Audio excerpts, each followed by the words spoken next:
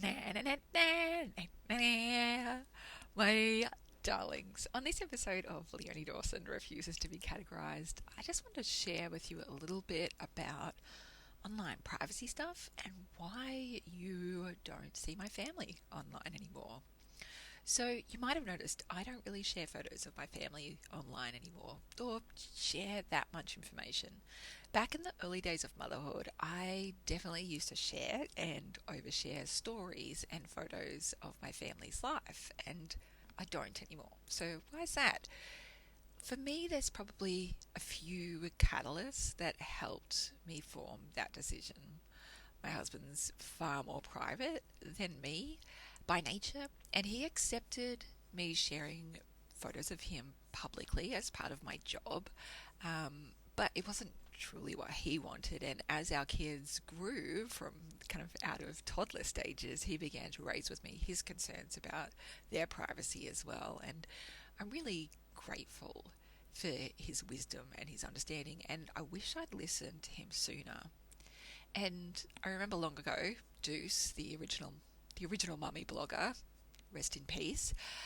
She said once that her kid had started developing their own kind of personality outside of the usual baby and toddler festival of just crying and shit.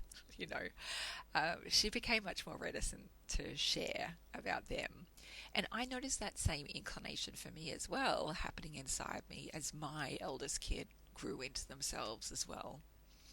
Around the same time, I was also experiencing a surge in trolling, and I was also in and out of hospital with a chronic pregnancy illness.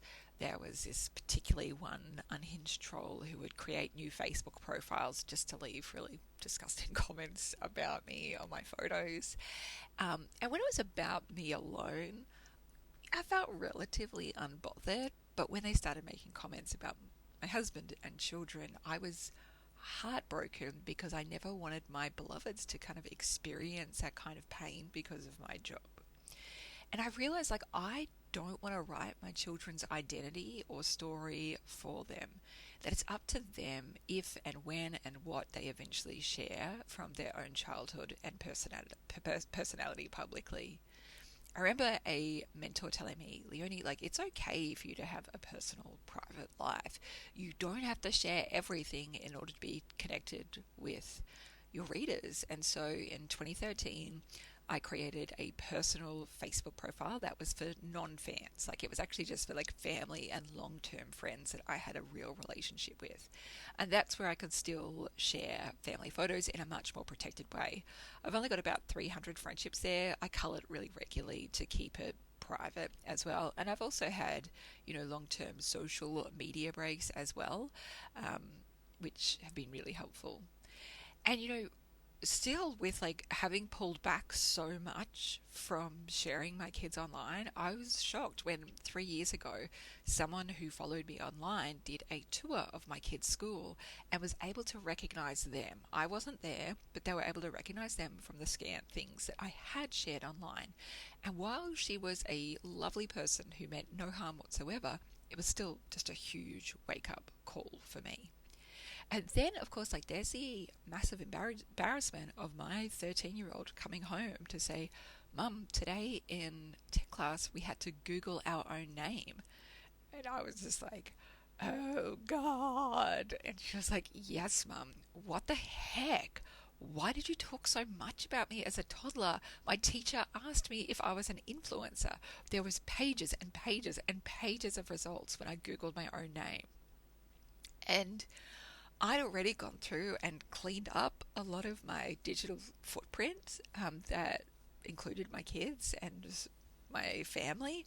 Um, but obviously, I'd missed so much, and I, explained to her why I'd done it. I explained why I had been sharing about it at that point.